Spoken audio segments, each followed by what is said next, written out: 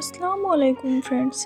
কেকের মতো দেখতে বাট কেক নয় এমন একটা রেসিপি নিয়ে চলে এলাম তোমাদের সামনে। বাই দ্য ওয়ে, আপনারা দেখছেন যেমন খুশি তেমন রান্না, সঙ্গে আছি আমি সুরাইয়া। আমার পক্ষ থেকে সবার জন্য রইল ভালোবাসা। তো চলো বন্ধুরা, রেসিপিটা শুরু করা যাক। এখানে কেকের মতো পিঠাটা যেহেতু তৈরি হবে, তাই আমি এখানে কেকের এরকম চারকোনা মোল্ড ব্যবহার করেছি। অবশ্যই চারকোনা মোল্ডটাই ব্যবহার করবে তোমরাও। তো মোল্ডটাকে সবার প্রথমে রেডি করে নেব মিষ্টি পিঠার জন্য। তো এখানে আমি মোল্ডের ভিতরে অল্প করে তেল দিয়ে এখন তেলটাকে ভালোভাবে ব্রাশ করে নিচ্ছি, এতে করে পিঠাটা কিন্তু খুব সহজে উঠে যাবে। তো তোমরা কিন্তু দেখে ভাববে বা ব্যাটারটা তৈরি করার সময়ও তোমাদের মনে হতে পারে এটা তো কেকই, বাট ব্যাটারের ভিতরে এমন একটা ইনগ্রিডিয়েন্টস ইউজ করব যেটার জন্য কিন্তু এটা আর কেক মনে হবে না, কেকের মতো পিঠা মনে হবে। তো পুরো ভিডিওটা কন্টিনিউ করলে বুঝতে পারবে।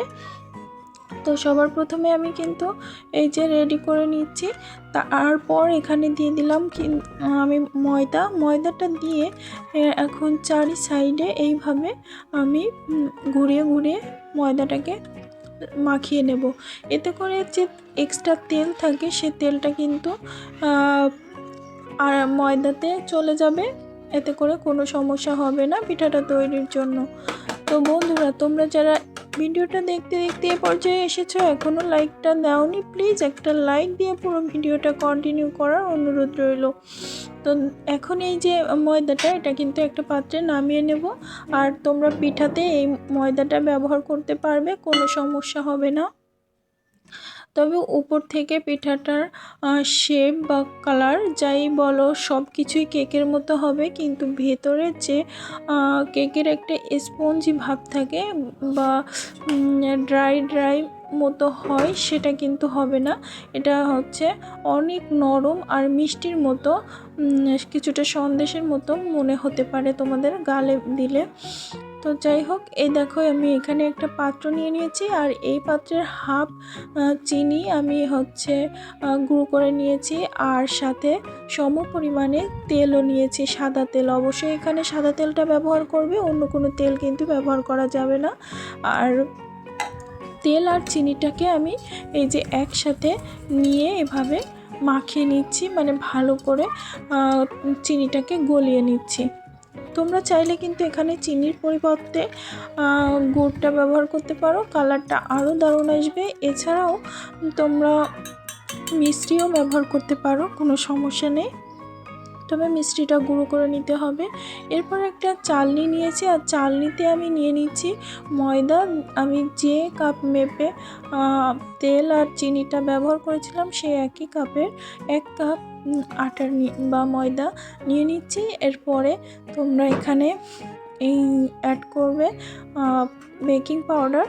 তো চাইলে এখানে তোমরা আটা দিয়েও কিন্তু পিঠাটা তৈরি করতে পারো। তারপর ভালোভাবে এভাবে চেলে নিচ্ছি, দেখো কতটা ময়লা বের হয়েছে।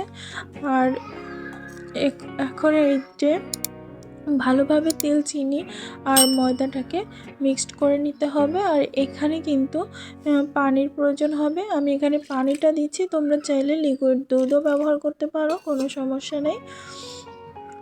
তো ভালোভাবে কিন্তু এখন রেডি করে নিতে হবে ব্যাটারটা।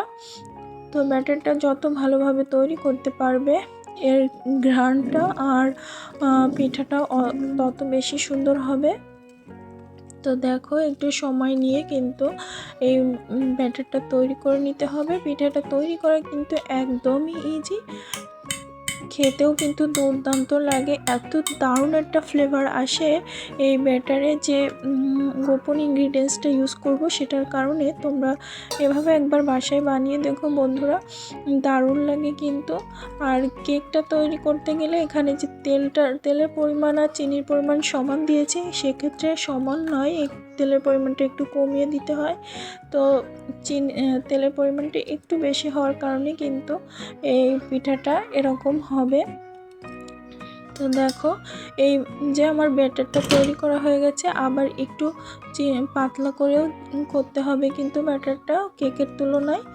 তো দেখো, আর এইখানে এই যে গুঁড়োটা ব্যবহার করছি, এই গুঁড়োটা কিসের গুঁড়ো জানো বন্ধুরা? এটা কিন্তু কাজু বাদাম আর হচ্ছে 3টা এলাচ আমি গুঁড়ো করে রেখেছি, সেটাই দিয়ে দিচ্ছি। মেন উপাদান কিন্তু এইটাই বন্ধুরা, এটা দিলে মিষ্টির যে একটা দারুণ ফ্লেভার সেটা আসবে আর খেতে দুর্দান্ত লাগবে মিষ্টিটা বা পিঠাটা। তোমরা কিন্তু বাসায় এইভাবে পিঠাটা তৈরি করতে পারো, অসম্ভব মজার হয়।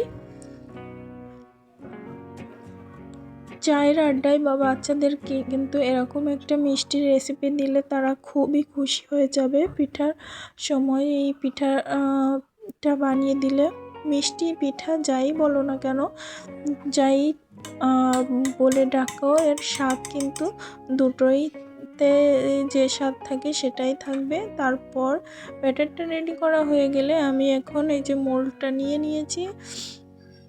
তবে আমার মনে হয় তোমরা এরকম 4কোনা মোল্ডই ব্যবহার করবে পিঠাটা তৈরির ক্ষেত্রে, এতে করে পারফেক্টভাবে তৈরি হবে। গোল যে কেকের মোল্ডটা আছে ওটাতে কিন্তু অত বেশি সুন্দর হবে না, তাই 4কোনাটাই ব্যবহার করবে। আর এ পর্যায়ে এসে আমি মোল্ডটার ভিতরে ব্যাটারটা ঢেলে দিয়ে এভাবে একটু স্প্রেড করে নিচ্ছি।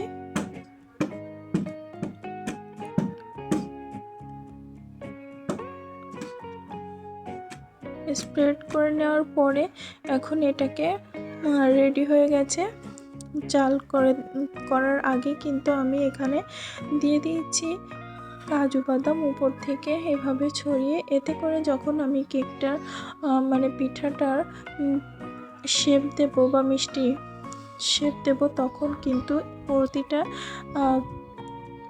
টুকরোর উপরে একটা করে এই যে কাজু বাদাম পড়বে, এতে দেখতে যেমন ভালো লাগবে, গালে পড়লেও কিন্তু দুর্দান্ত লাগবে খেতে। তো চলো এখন রেডি হয়ে গেল। এখন এটাকে নিয়ে এই যে আমি আগে থেকে এখানে বালি, একটা বড় কড়াইয়ের ভিতর বালি দিয়ে আর একটা স্ট্যান্ড বসিয়ে রেখেছি গরম হওয়ার জন্য। এরপর আমি মোলটাকে দিয়ে দিচ্ছি। যেহেতু মোলটা অনেক বড় ছিল তাই এখানে আমার বড় হাঁড়ি ব্যবহার করতে হয়েছে বন্ধুরা। তো এটাকে ভালো করে গরম করে নিয়ে এখন মোলটা বসিয়ে দিয়ে এভাবে ঢাকা দিয়ে দিচ্ছি। আর যাতে হাওয়াটা বের হয়ে না যায় উপর থেকে একটা ভারী ঢাকনা দিয়ে এভাবে ঢেকে দিচ্ছি। আর এটা কুক হতে প্রায় 45 মিনিট থেকে 1 ঘন্টা টাইম লেগেছে আমার।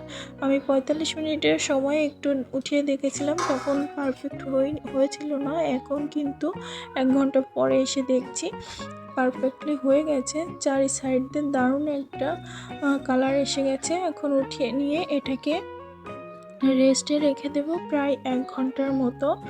1 ঘন্টা গরম গরম নামালে কিন্তু একটু ভেঙে যাওয়ার সম্ভাবনা থাকবে, কেননা উপরে ক্রিস্পি হবে, উপর আর নিচে কিন্তু ক্রিস্পি হয়ে যাবে আর ভিতরে হালুয়ার মতো নরম হবে এই পিঠাটা।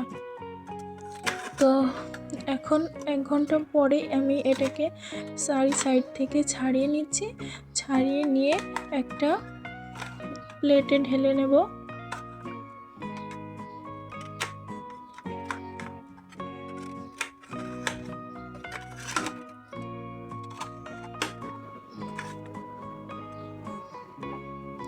তো ছাড়িয়ে নেওয়ার পর আমি একটা প্লেট নিয়ে নিয়েছি। এখন এটাকে প্লেটে নামিয়ে নিচ্ছি। দেখো বন্ধুরা,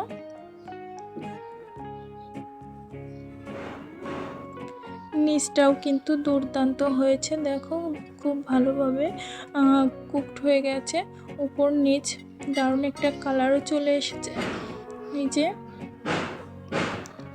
তো এই দেখো এতে কিন্তু 1 ফোঁটাও লাগেনি, খুব সুন্দরভাবে উঠে এসেছে।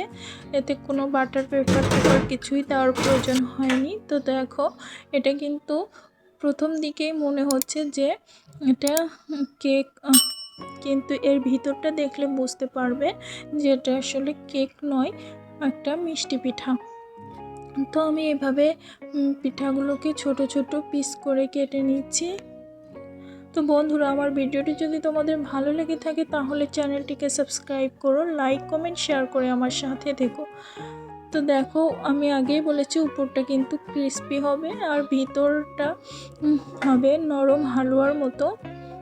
তো আমি ভেঙে টুকরোটা তোমাদের সামনে দেখাচ্ছি, ভিতরটা দেখলে বুঝতে পারবে। এই যে দেখেছো বন্ধুরা, তো বাই দ্য ওয়ে আপনারা দেখছিলেন যেমন খুশি তেমন রান্না, সঙ্গে ছিলাম আমি সুরাইয়া। সবাই ভালো থাকবেন, আল্লাহ হাফেজ।